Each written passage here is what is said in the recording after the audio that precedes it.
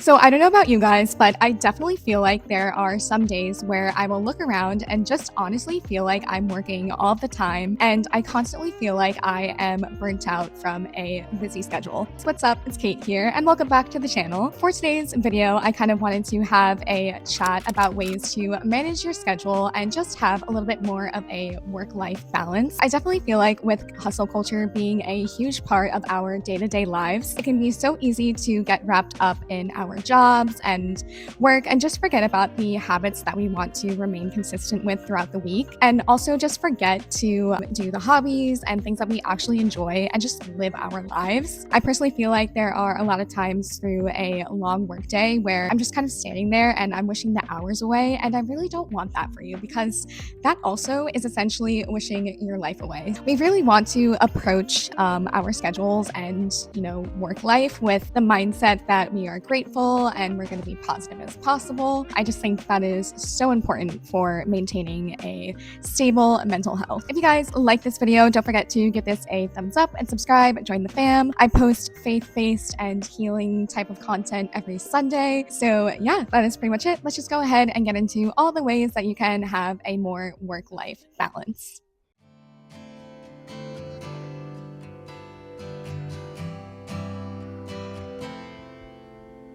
Quite possibly the best kind of advice that I could give you on this topic would first be to block your time. So for me, when I look at my schedule, I love to just map out the hours of the week and the times that I do have to get a workout in, maybe film some YouTube videos or go to the beach and see some friends, just so that I have little increments of time to look forward to throughout the week. I personally love to have a planner on me at all times, and I do have this one that I got from Target. And personally, what I love about that planner is that it has a notes section for how many steps you took in the day, how much water you drank, as well as notes. So in the notes section, I just love to track my mental health and just make sure that I'm staying on track with where I want to be and if there's anything that I could improve on. This definitely has been huge for making sure that I'm just as happy as possible and in the best mindset to be around other people while I'm going about my workday. One affirmation that I personally love to provide for myself when it's a long day at work is to say that there is a start time and there's an end time for everything. And this really does help me just kind of divide out my mindset so that I'm not constantly feeling like I'm just at work all of the time. So if I am kind of, in a slump in the middle of the day and it's really boring, there's nothing to do, I will just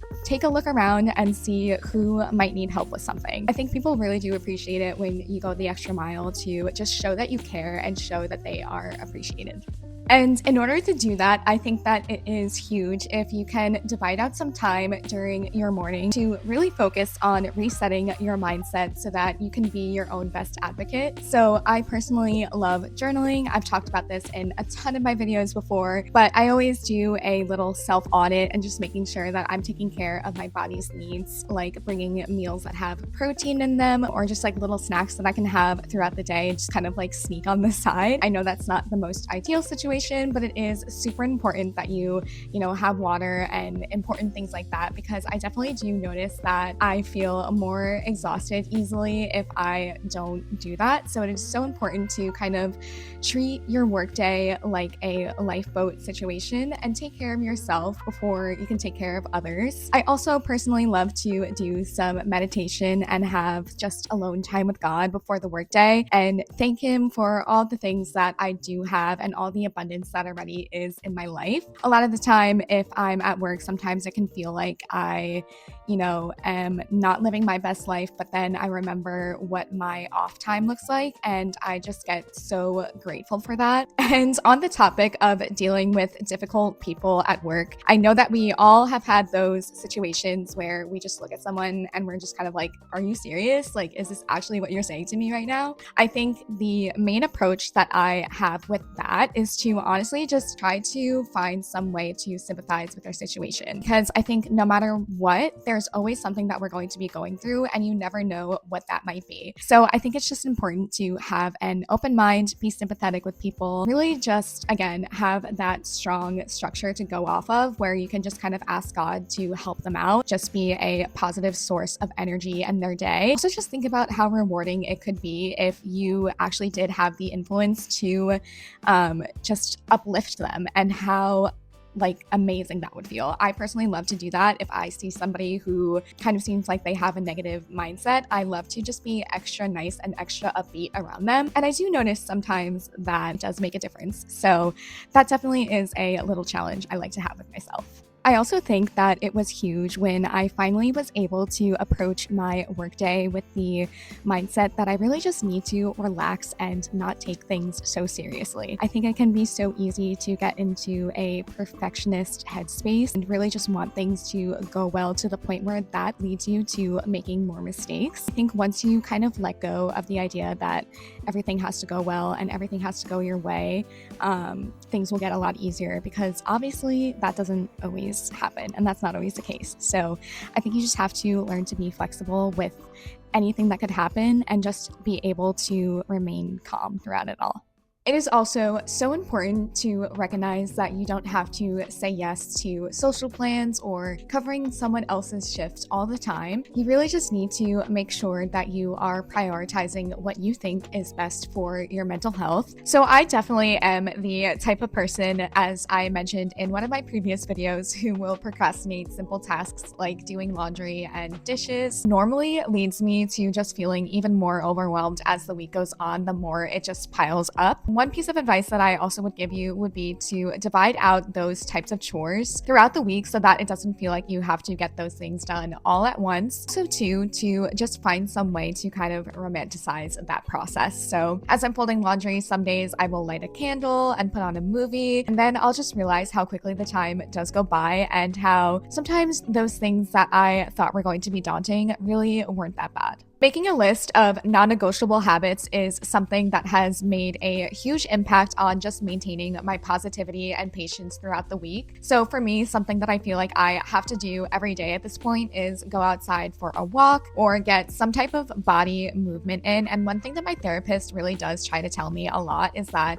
even if you don't have the most time in the world to work out, simply picking up maybe like 3-pound weights or something like that for about 10 minutes is absolutely perfect for getting your daily exercise in. It is even better for your body if you can just spread that out as well. So yeah, I also have found that to be so helpful. Colossians 3:2 is a Bible verse that I find to be so simple and relatable on this whole topic. It essentially just says to put your mind on all things above instead of focusing on things on the earth. And I love this because essentially it's just a really great reminder to put your focus on God and His Word instead of material things like acquiring possessions or anything like that. So especially for me, if I'm going through the workday and people are just being very difficult, I love to press pause and remind myself to just focus on the Word of God. What would Jesus do in this situation? That is a major affirmation that I tend to go back to a lot. And it really does recenter me and remind me of what my values are as a person and how I really just want to do the most that I can to help others. I think that really does rub off on people, and it definitely does change the energy throughout the rest of the day. So that is another way that I like to kind of just get through a long day where it feels like it's dragging on forever.